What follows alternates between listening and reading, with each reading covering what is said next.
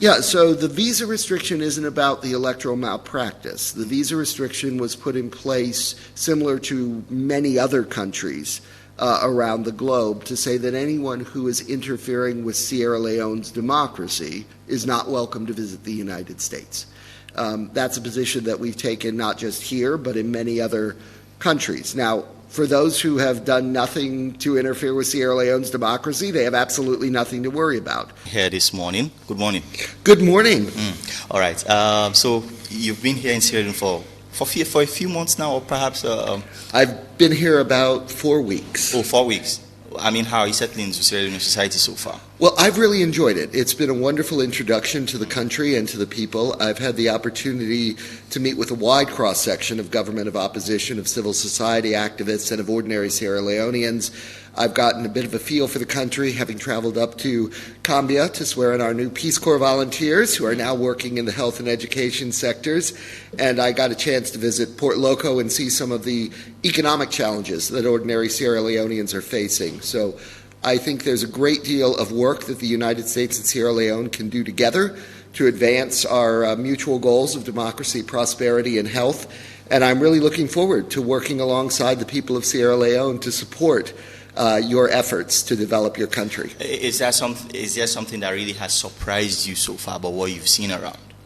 Well, I think I came to Sierra Leone perhaps more optimistic about the state of development and the economy. I had really hoped to see a society that was able to be moving forward on the development trajectory, but clearly with the impact of the Russian invasion of Ukraine and the global challenges that we're all facing, it's apparent that Sierra Leoneans really are struggling to be able to make ends meet for their households.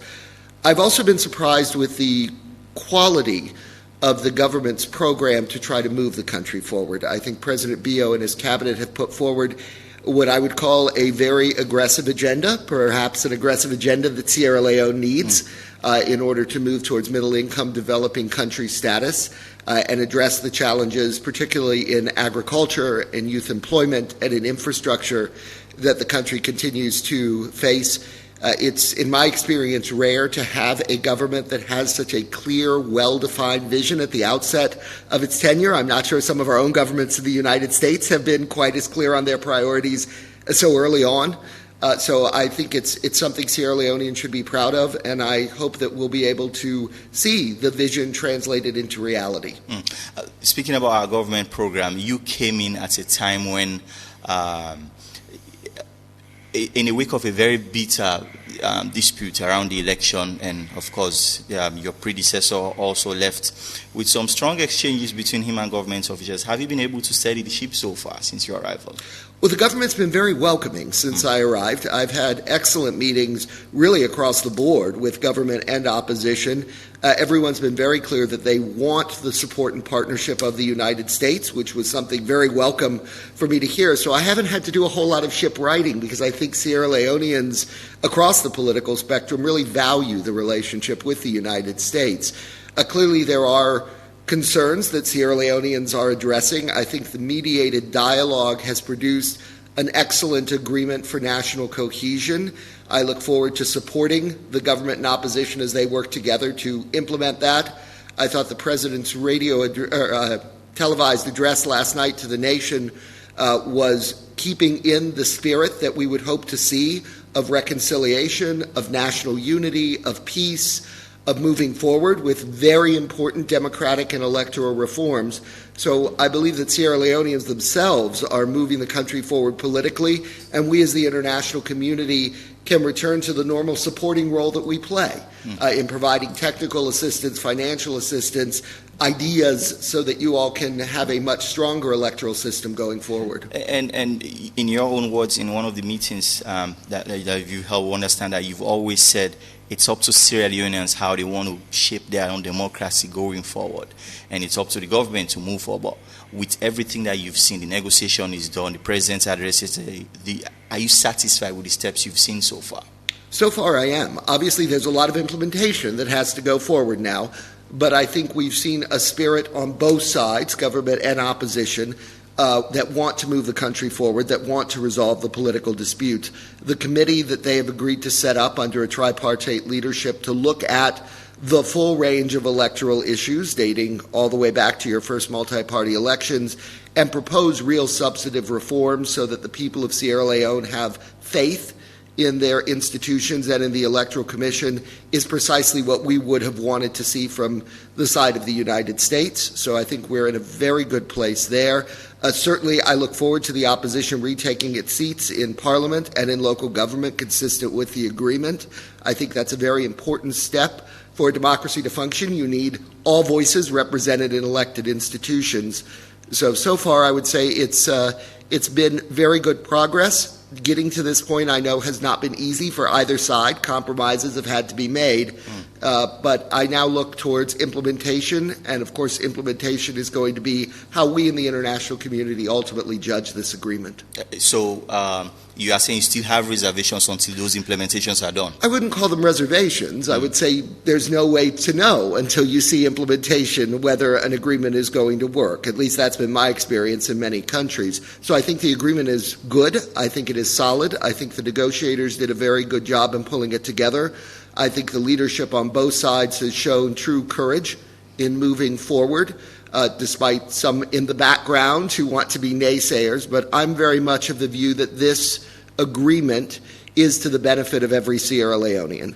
And I am confident that we're going to continue to see forward progress. But, of course, we can't call it done until it's done. And this whole electoral cycle that we've seen, is there an important lesson perhaps the U.S. mission here or the U.S. government have learned in terms of how to relate with us about democracy? Yeah, so I think the most important thing to me is that democracy is something that has to be owned and shaped locally. The international community can talk about best practices, we can provide observations, we can provide advice. But I think what this electoral cycle has shown more than anything else is that it's absolutely critical for Sierra Leoneans to own their own democracy and to shape that democracy and to make it work for Sierra Leoneans. As I've said to many people, there are as many ways to shape a democracy as there are societies on the face of the earth. And each one is equally valid. It's a question of making sure that your democracy has the confidence of your people, that the people of Sierra Leone feel that they can use elections in order to change governments, to bring about the policies that they want to see as Sierra Leoneans. And I think there are important things that can be done to strengthen that, and I look forward to the committee putting those on the table, and certainly we will be a part of helping the committee identify what some of the international best practices are in that space to make sure that Sierra Leoneans can have real faith in their electoral institutions. So one of the things that have come up in this whole electoral cycle is that we've had from government demanding just basic respect for the government of Sierra Leone to really handle its own affairs. So they've seen some of the advice or interactions with government as interference. How will you reply to that or respond to that in the future? Well, I think respect is absolutely critical, and respect has to go both ways in the international system.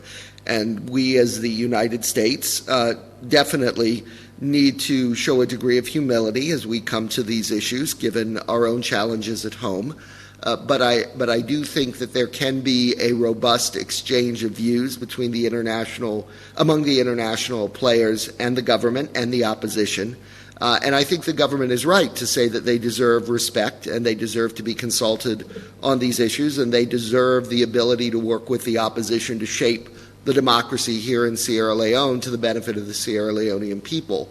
I think from the international point of view, all that I would add to that is that Sierra Leone is a signatory to the Universal Declaration of Human Rights, to the Covenant of Civil and Political Rights.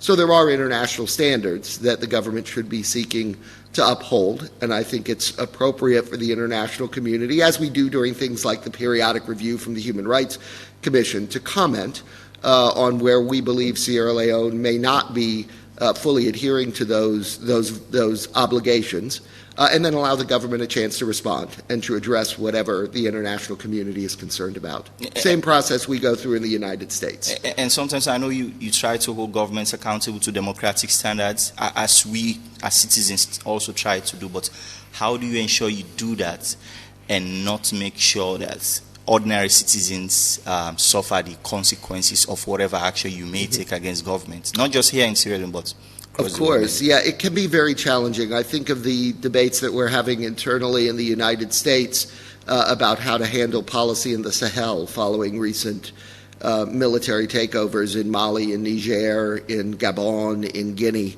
and trying to balance putting pressure on those governments in order to restore democracy and constitutional order, which is clearly what the people of those societies want, without harming the ordinary citizens.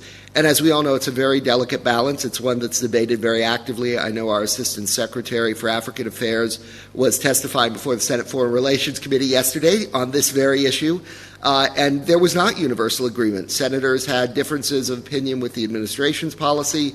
Some wanted us to go harder, some wanted us to go softer. That's the value of a democratic debate, clearly, and we try to thread that needle as best as we can. I will say that there is a place for the use of tools of coercion. We've seen them used very effectively, for example, in South Africa during the apartheid regime. I think economic sanctions, which were fairly broadly applied in that case, were extremely effective in convincing the government ultimately to hand over power to a majority rule and allow all of their citizens to participate in what is now a vibrant democracy. That's like 30 years ago. I'm sure a lot has evolved since then. Well, I think we've evolved the way in which we use sanctions. We tend to use them in a much more targeted way these days. As I said, those were very broad-based in South Africa. But we've done some very good work in other contexts in applying sanctions in a targeted fashion against those actually responsible. And we've learned how to do that in a way that restricts their financing without restricting the ability of ordinary citizens to obtain the financing they need to be able to live their lives. And sometimes we know the U.S. is invested in our democracy, like some other countries, and sometimes that comes in the form of aid and other things. But how do you make sure that investment doesn't seem like a passive right to meddle, interfere, or directly even dictate how we run things here? Yeah, so I think it's incumbent upon those of us who are international partners to remember the second part of that word, partners.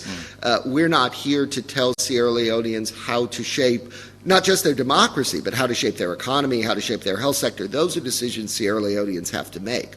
What we bring to the table is financing, technical assistance, ideas, comparative studies of what's being done in other countries, and we put those on the table. And if we're doing our job right, Sierra Leoneans then debate and decide which direction to head in. We don't dictate that. We don't try to tell them which way to go. But you're right. It's a very delicate dance, particularly in the democracy space, but not exclusively there. I think you have just as many debates in the economic growth and in the health space as well over exactly which policies should be pursued, which should be prioritized. And donors, partners, have to take their role seriously as an advisor, not a dictator. But given that you have the economic power, if you are providing resources, it also comes with a set of expectations, something which we've seen, for example, has held up the MCC money. Yeah, so when we make decisions about where to invest our development assistance, what we look at is whether countries are living up to their international obligations. As I've mentioned, there are international obligations under the Universal Declaration of Human Rights, under the International Convention on Civil and Political Rights, both of which Sierra Leone is a signatory and party to. So we're not basing it on some abstraction that's out there. We're actually basing it on what international law and obligations say countries are supposed to do. Some countries live up to those better than others. And those countries which are living up to those better than others are the ones that we tend to put our money towards. In the Millennium Challenge Corporation case, there are very clear criteria that were laid out by our Congress in the MCC's legislation. And the MCC is required It's set up. It's designed to invest in those countries that are investing in their people. And we define that as good economic policies, good democratic policies, good expenditures on health and education, and we look at the development indicators and determine which countries are performing better than others. MCC is a competition. So countries that are fortunate enough to come out on top against their peers are the ones that MCC is able, by our law, to invest in. I think Sierra Leone is on a good trajectory right now, particularly after the mediated dialogue, for our MCC compact to ultimately be able to move forward. But as I say, we have to see the implementation of those results, and MCC will be looking very closely at how the parties live up to the commitments that they've made and how ultimately the electoral reform process goes forward.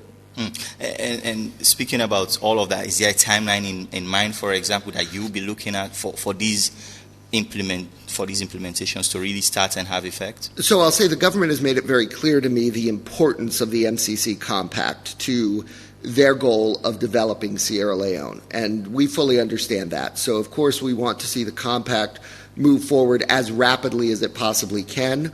Our board meets periodically, so whenever we see that the government and opposition have moved to implement the agreements that they've made, we'll be in a position to look at taking that compact to the board and having it approved and having it move forward.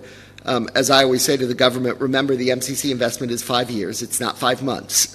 So even if it takes a little bit longer to get there than what we might like, that long-term investment is what's going to be critical for Sierra Leone.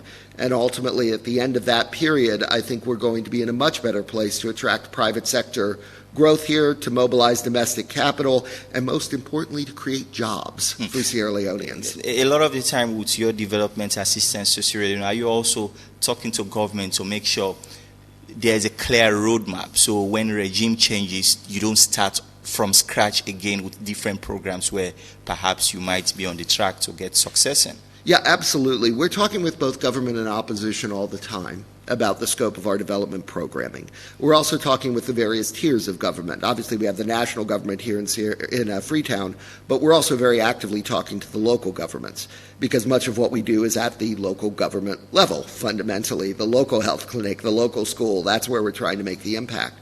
So we want to make sure that what we are financing has broad buy-in across Sierra Leonean society, so that when governments change, and they do change periodically, we're going to be able to continue to move forward along a path that everyone is broadly bought into. And this again gets back to why it's so important that the opposition be represented in those bodies. If they are not there, their voice is not being heard through the parliament, it's not being heard through local government, and the possibilities of radical shifts in policy, which are not good for Sierra Leone or for the development partners, become much more likely. So I think it's a good thing that we're back to a point where the opposition is going to take its seats. We'll have the ability to consult with them now, not just informally, but through the formal mechanisms, take their views into account, and I hope they'll also be shaping the government's policy as it looks to implement the president's five key points. As you invest these resources, some people might also be looking at, are you interested in, for example, making sure accountability processes are in place so we don't see a damning audit report year in, year out? Yeah. One of your predecessors, Maria Brewer, spoke briefly about that as she was going, that it's time for the ACC to look inwards. Yeah, so from our point of view, it is critical that every dollar that is spent in Sierra Leone, whether it's spent by an international partner, whether it's spent by the government, is going to its intended purpose, to benefit the Sierra Leonean people.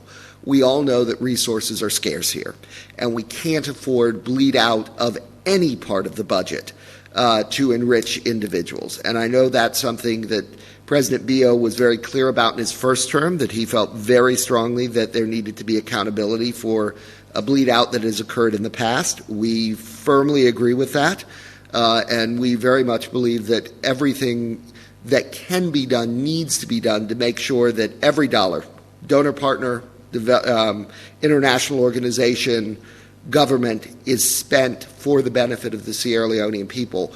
Our own programs that we implement directly through USAID, through MCC, through CDC, through the other panoply of U.S. government acronyms that are out there.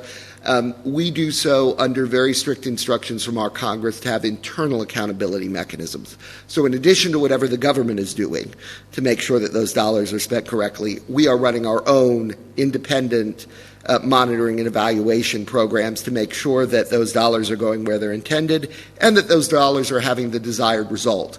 I think we have a very strong track record here in Sierra Leone of U.S. government programming helping to lift people up out of poverty, making sure that they are living better lives than they were prior to those interventions, and I'm confident that will continue, in part because we have that very strong monitoring and evaluation piece. You are doing a lot of M&E to track your own dollars, your own resources, but what are you doing to strengthen the general accountability mechanism across government? Yeah. So we, of course, are not the only donor in Sierra Leone. There are a number of those out there. I think what you're talking about is something that the International Monetary Fund is very heavily invested in. We, of course, are a member of the board of directors there, and we provide a lot of the financing for what happens through the IMF.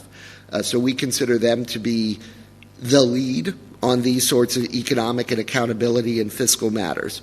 We run some much smaller programs to help local councils look at how they're handling things on a local level, because, of course, the IMF focuses primarily on the national government.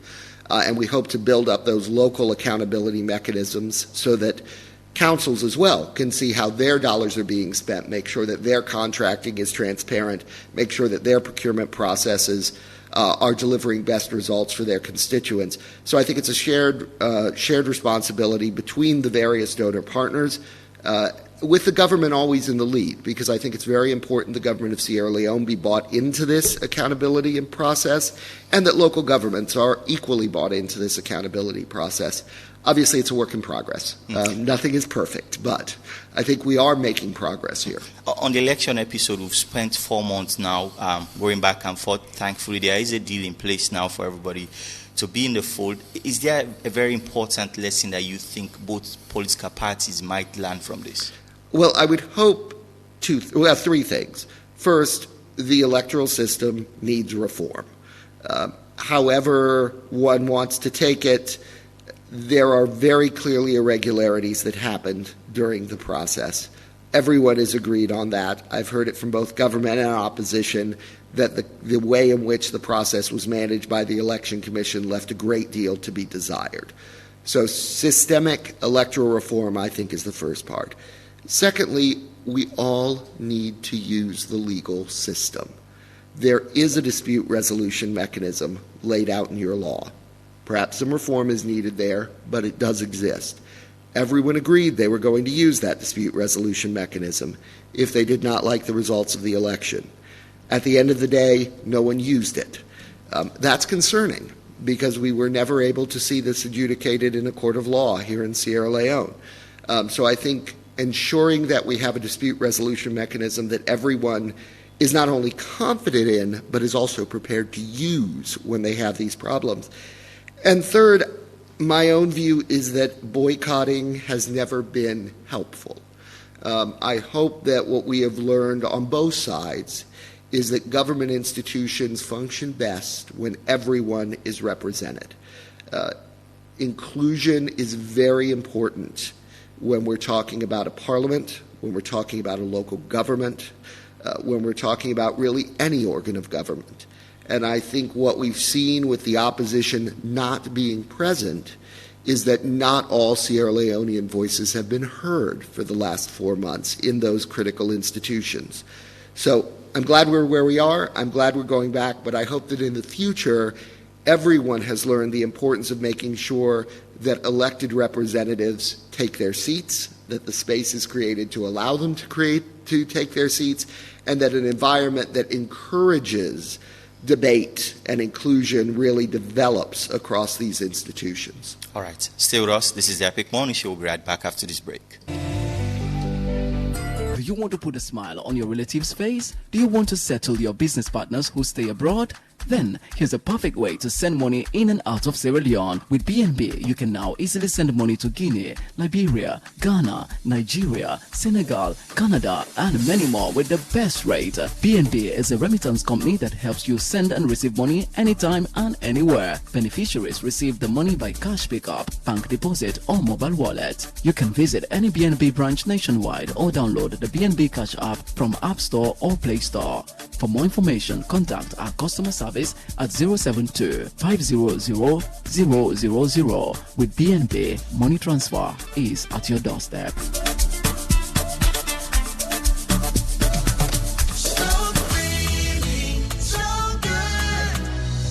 In a world where only the sharpest minds survive, Cowbell Dairy Products is delighted to present the Cowbell Capucines Challenge, a remarkable inter-secondary school quiz competition that brings Freetown secondary schools together to compete for the ultimate prize. The theme for this competition is nurturing the spirit of patriotism through civic education. This isn't your average quiz. It's an extraordinary showdown of intellects and wits. Who will claim the coveted grand prize and of course those all-important bragging rights? Get ready for a whirlwind of challenging questions, exhilarating rounds, and moments that will leave you in awe. As if that's not enough, we have fantastic prizes like trophy, cash, and Cowbell products up for grabs. It's not just a competition, it's a celebration of knowledge and talents. Mark your calendars for November 16 and 17, 2023 at the FPC Multipurpose Hall beginning at 9 a.m. sharp daily. Come cheer for your school, support your friends, and be part of the excitement. Cowbell Capucines Challenge, engaging hearts, equipping minds. Proudly sponsored by Cowbell. Cowbell, a creamy goodness. Cowbell, a creamy goodness. Yo, family on a cowbell, this is not CJ Mark. I get the mojo. You feel me?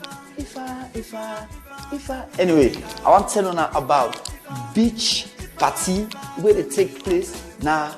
Beach Cafe on the 23rd of December and a beach party back right. If you born from October, November, December, now for sure, let me go party. Me now October, you know what? November and December. And I'll come. Let me have fun. If I.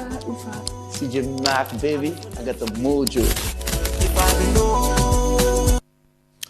All right, welcome back. This is the Epic Morning Show. They come to you live here on Epic Radio 99.3 FM. And this morning, I got with me Brian Huntway, the ambassador of the United States to Sierra Leone.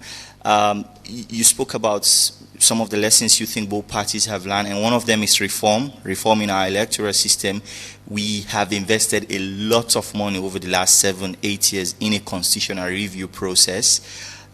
Probably this is something you've been briefed on. How much of a pressure you will be perhaps putting on government to make sure this is done once and for all? Well, I think it's for the Sierra Leonean people to put the pressure on government. The international partners, our role is to... Isn't this a priority on your table? So I think it's a priority to see broader democratization in Sierra Leone. How that occurs, whether it's through constitutional reform, ordinary legislation, is really something for Sierra Leoneans to debate. Now, I think constitutional reform, from what I've heard from both government and opposition, is something very important to them. Both sides seem to agree that there are, I won't call them deficiencies, but perhaps areas that need refocus in your current constitution, which is understandable given that it dates from the very first days when you introduced multi-party democracy in the country. So I think that a constitutional review process will move forward. Certainly, in terms of international best practice, it would make sense for a constitutional review process to move forward. How much pressure is there on government and opposition to do that?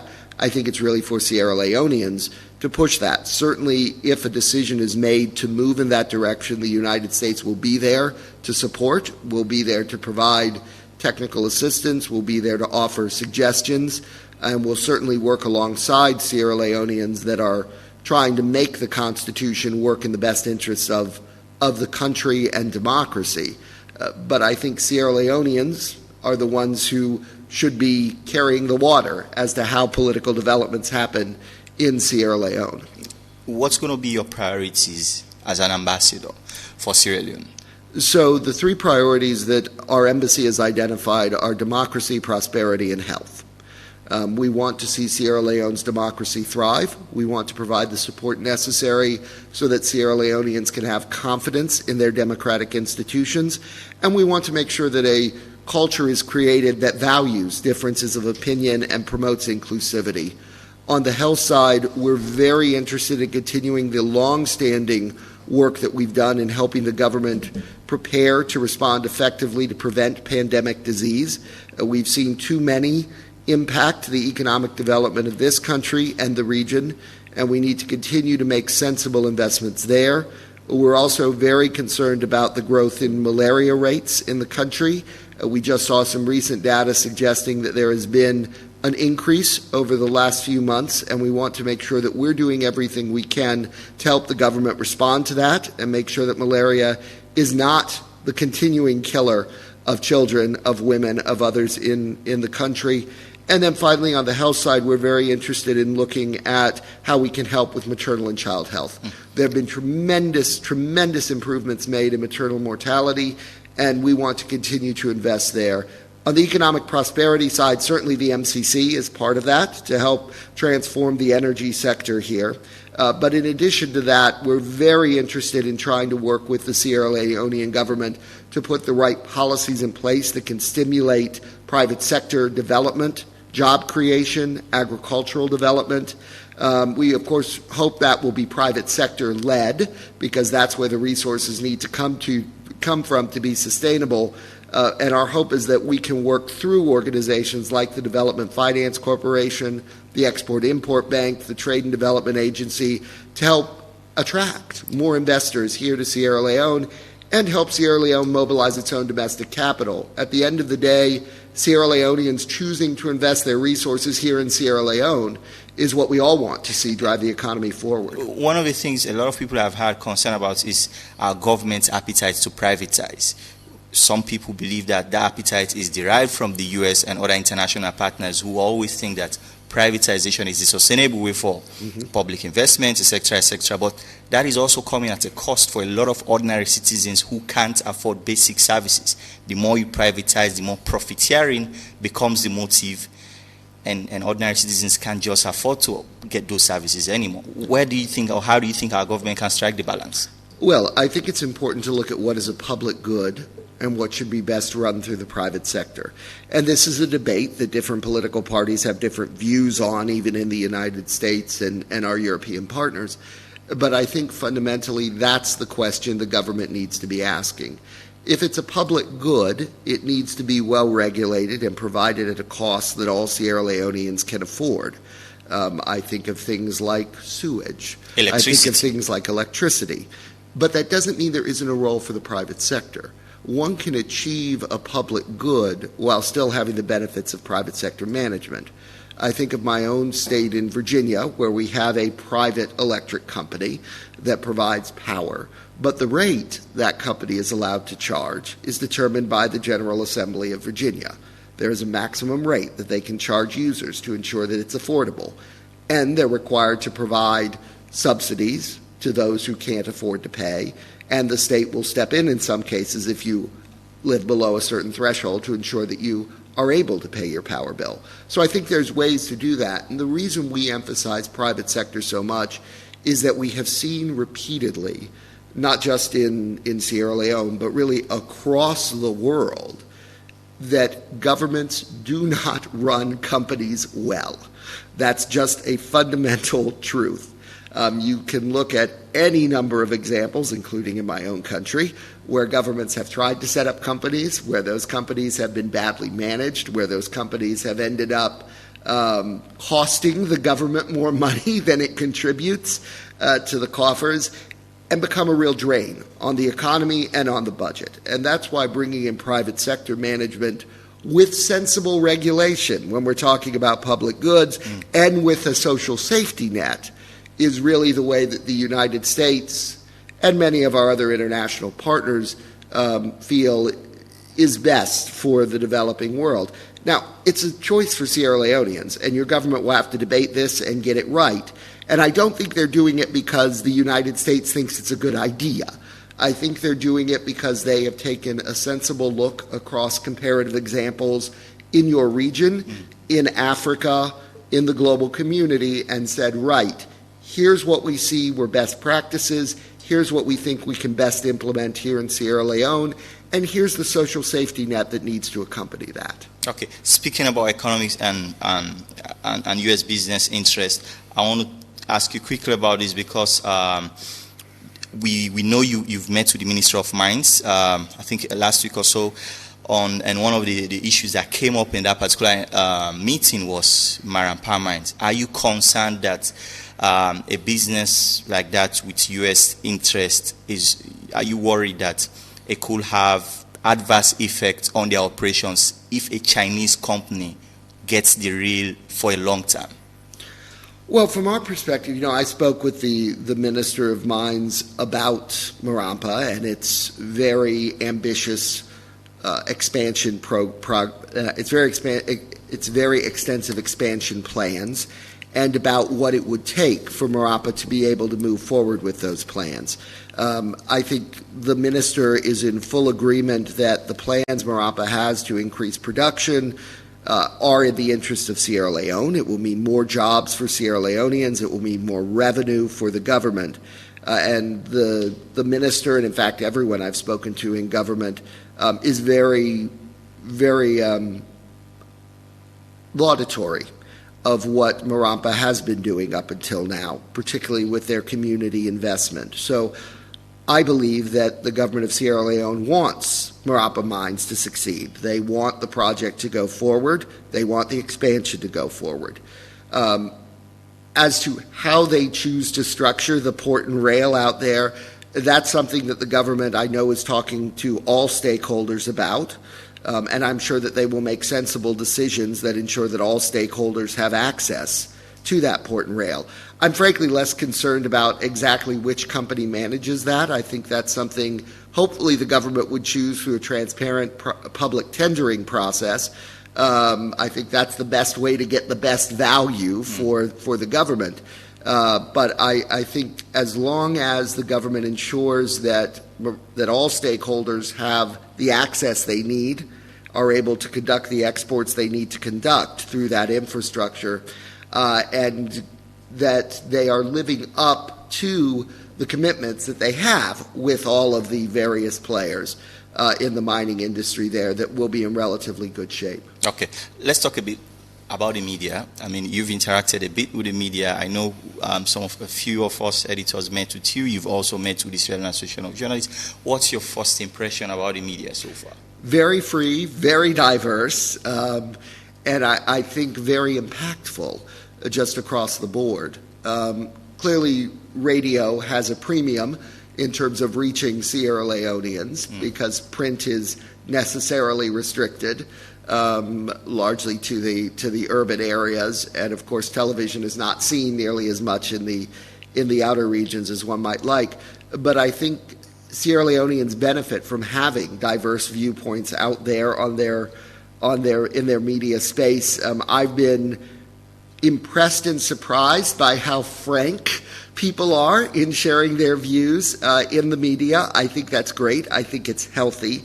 I also think journalists have a particular responsibility in a media environment that is as diverse and free as this one, to make sure that we are reporting facts, not rumors, and that the reporting that we are doing represents a broad diversity of opinion and not simply one point of view.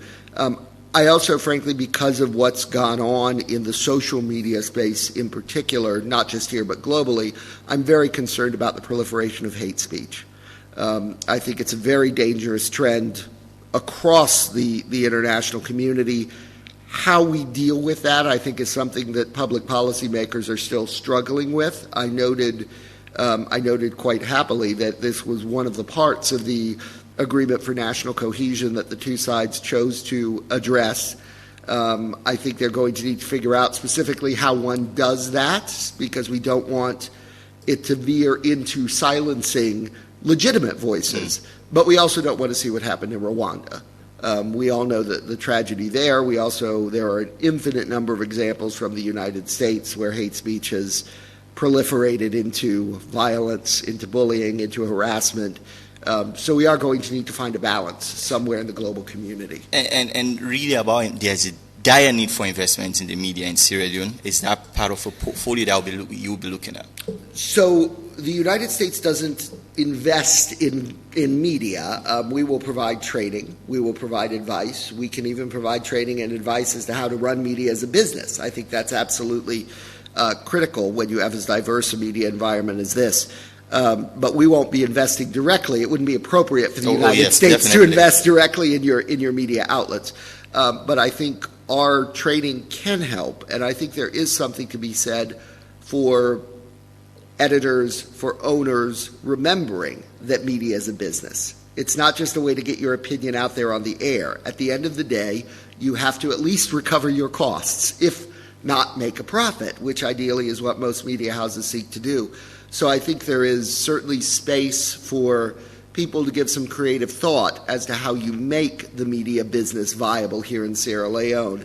Not an expert, but my understanding from talking with the Sierra Leonean Association of Journalists is that there are a lot of media companies that really aren't profitable, that really are one guy in a pen who's out there trying to publish a paper.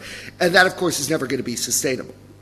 So I think having these conversations within the journalist community, within the media community, as to how we build a viable businesses, because we don't want one media house controlling everything either, is going to be important. And I've been surprised, frankly, at the number of outlets you have here in Sierra Leone for a population of around 8 million people. It's a lot. I think to other places I've been, like Mozambique, where they had a fraction of the number of written papers that you all publish here. So not to say one is necessarily better than the other, but it does raise questions of how much ad revenue is out there for the media outlets to capture. Well, in the spirit of plurality, we've embraced it very well. You have. You've certainly embraced plurality. I think now we need to look a little bit at sustainability. All right. Thank you very much. Let's now hear from our public, 079994993. If you get questions, call and let's hear them. And of course, we have Ambassador Hunt here who will answer some of those questions. Good morning. Hello. Hello, John from John Street. Welcome, John. Yeah, good morning, Mr. Ambassador. As you have attested to the fact that there were irregularities in our June 24 election, the position of your predecessor, was it his personal opinion or the position of the American government, by extension, the American people? John from John Street. Thank you very much, John. First, keep your questions brief. Keep it a minute. 79994993. Let me hear your thoughts on the. Good morning. Good morning, Jawad. Lami Samra from Koyatong. Yes. You're welcome. I think you make this morning a proud for the part of the Epic family. And the standard way Epic don't set so. Me the big. Do you let politicians not make una drop the standard? Thank you very much. Because for the whole American ambassador can't down and do this morning the talk, we feel proud for una. And we happy that the American ambassador come and they highlight issues like this. Electoral reforms, how then go help we for reform actually the electoral system in this country? Thank you. Thank you very much. Let me hear from more people. 79994993. Let's hear your thoughts or your questions that you may have. Good morning. Hello, Jawad. Yes, Bumper. Yes. Welcome, Ambassador. My question is, you measure about reform. Looking about the area of the judiciary, the appointment, especially for the judiciary, the ONS, the police, the military, it's been appointed by the president. Don't you think that area will be a conflict of interest, especially towards transparency of our judiciary? Because appointed by the president, you have to be succumb. Don't you think that we need reform in short kind of institutional engagement? And also you measure about the disaggregated data. Looking about the area of the benchmark of best practice, and you look at about the funding of the MCC, are those money are those money really commensurate towards funding of short kind malpractice of disaggregated data? All right. Thank you very much, Bumper. Okay. a very loaded question there, but let's go 799949993. Let me hear from a few more people. Good morning. Good morning. Good morning, Mr. Jawad. This is the voice of Bakayoko calling from Duazak. Bakayoko from Duazak. Yes, go on. Yeah, thank you very much for having me and to welcome Mr. Ambassador.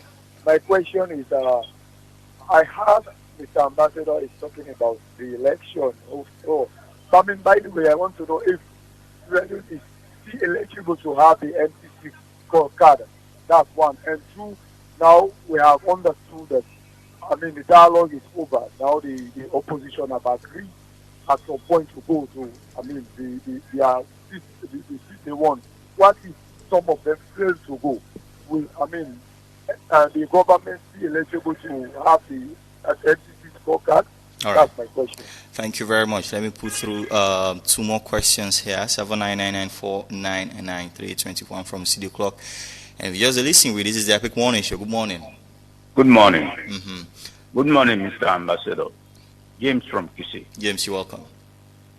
Mr. Ambassador, looking at the elections in Africa, especially the past one in Sierra Leone, you might say there were some discrepancies.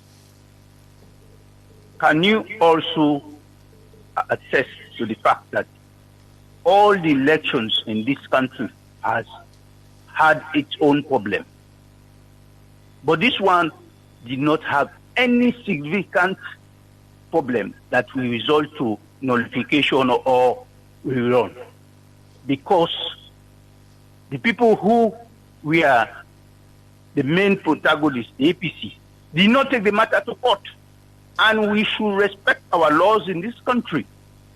Let's look at the court. If they give wrong decisions, we the populace have ideas, we have legal knowledge, some of us, we should be able to judge them. Thank you. Thank you very much, James. One last call, 799949993, and then we'll come to the ambassador, of course, for good morning. Hello. Yeah, good morning, Jawad. Yes, name also I call we from? I call from Rokel. From Rokel. Your name, sir? Yes, sir. Mr. Terry. Yes, sir. Mr. Chef, go on. Yeah, what are they talk about? All this talk they talk about the president, they appoint this, point this. But if you don't get good institutions here, how things will work? These people they forget integrity when they put in their position in the of trust. Judiciary, ONS, that kind of president. This man they talk about going to court. How you go to court when you get so many cases from the opposition in court from 2018 till today, get no decision made on that. How is this? The court is not fair. And take into consideration the TRC report. They don't talk and say judiciary now one of institutions that from this country. Thank you very much. Thank you very much. All right, that's the last question. You do have a lot of questions to answer. I do. A lot of them around the election, so go on. Sure. Let me just take them one at a time. And thanks, folks, for their interest. I think these are excellent questions. A lot of these are things Sierra Leoneans should be debating among themselves, but I'll offer an international perspective. First, the question about ambassadors and whether we share our personal views or those of the government. I should be very clear up front. An ambassador does not talk about his or her personal views.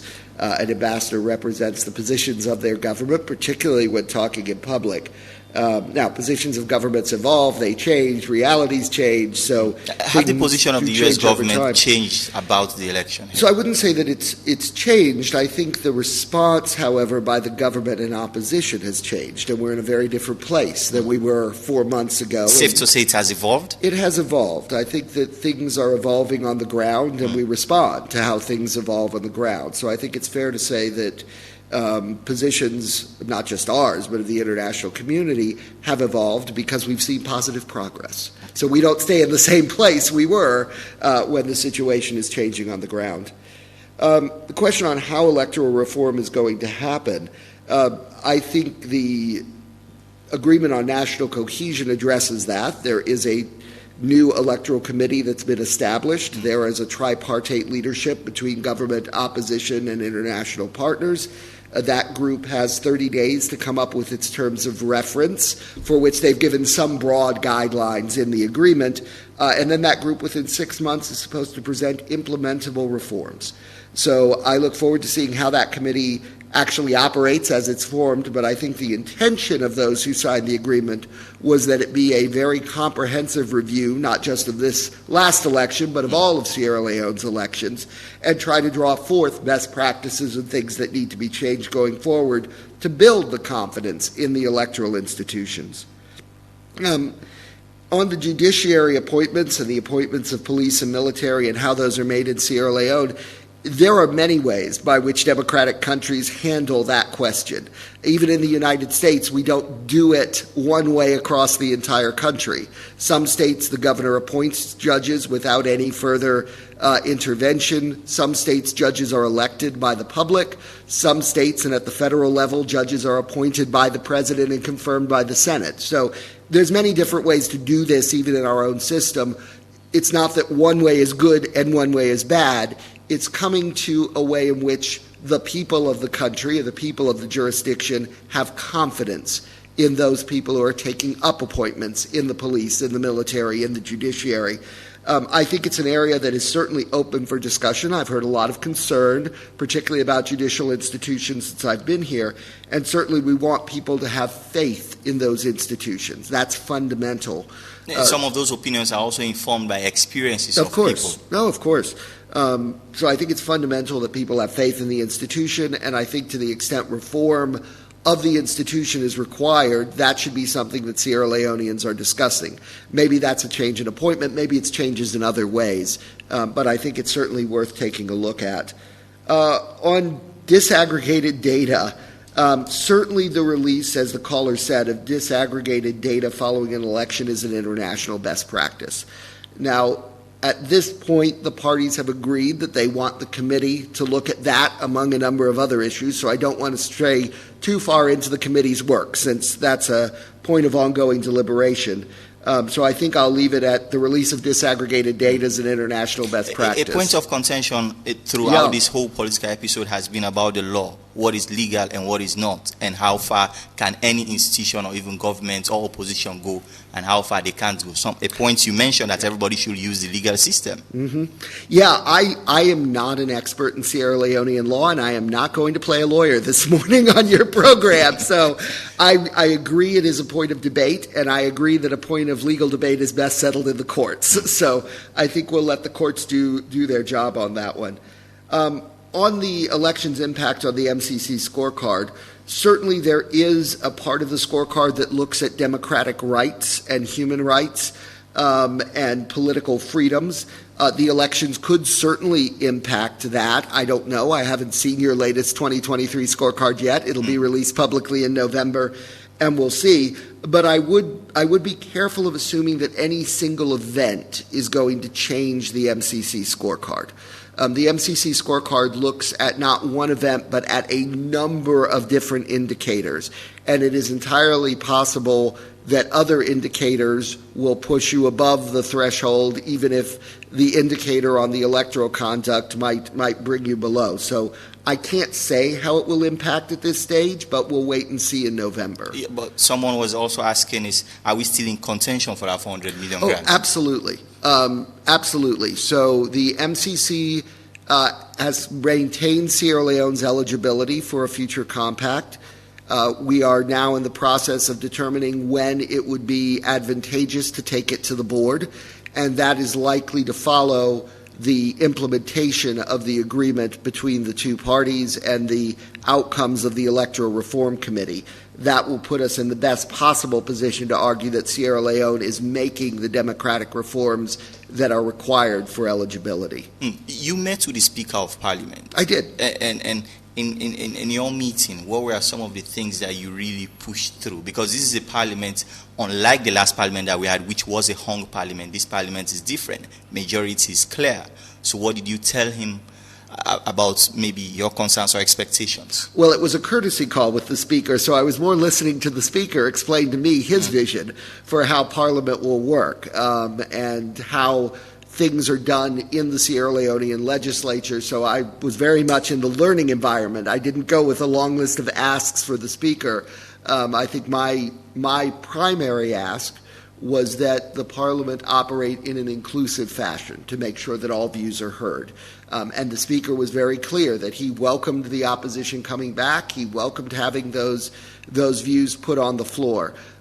So it was, for me, a very useful conversation. I thank the Speaker for the time that he gave me to explain to a novice how things are done in your legislature. From listening, what did you deduce from his commitment about how he wants the legislature to run?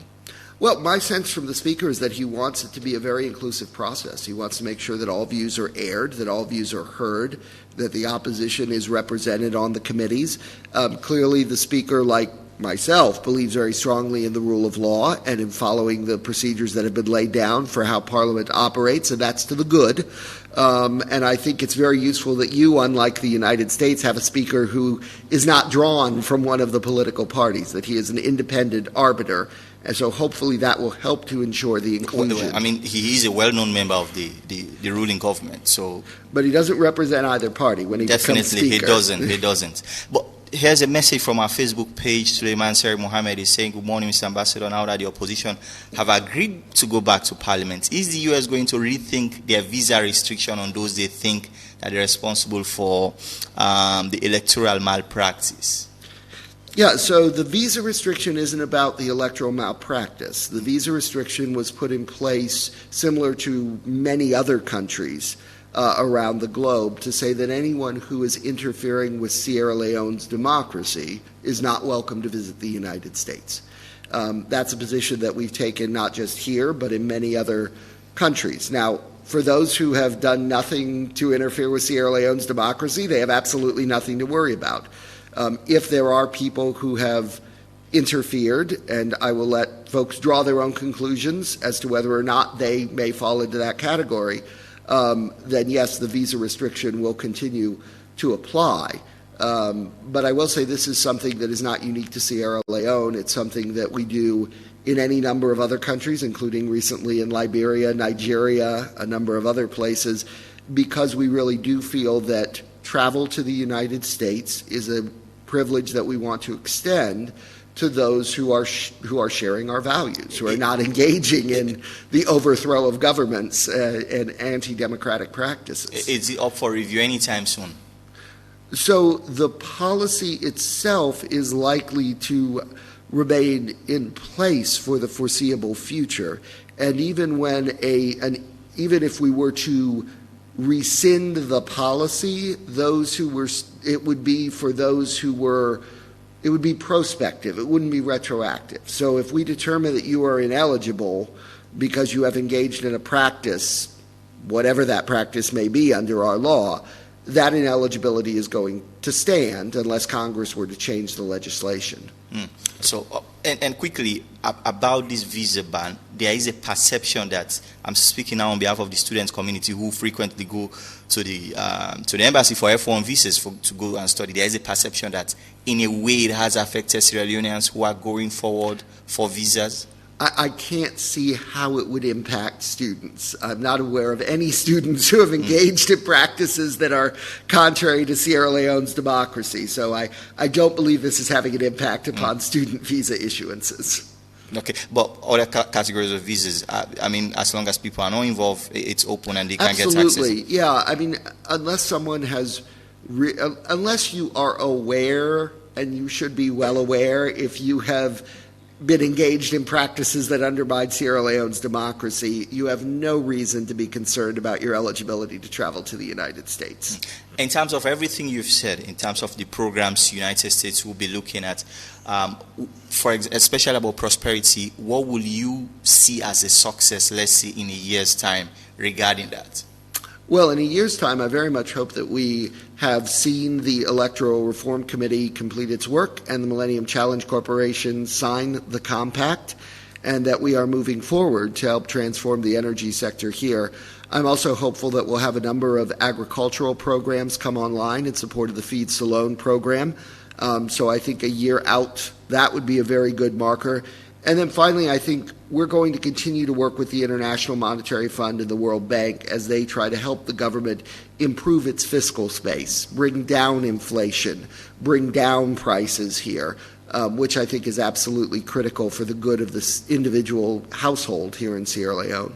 There's a feeling that we've spent a lot of time, the U.S., international partners and others, to talk about election, and the real things that are affecting people, which is the economy, you haven't really put a lot of focus on. So I would say that the two are very much intertwined.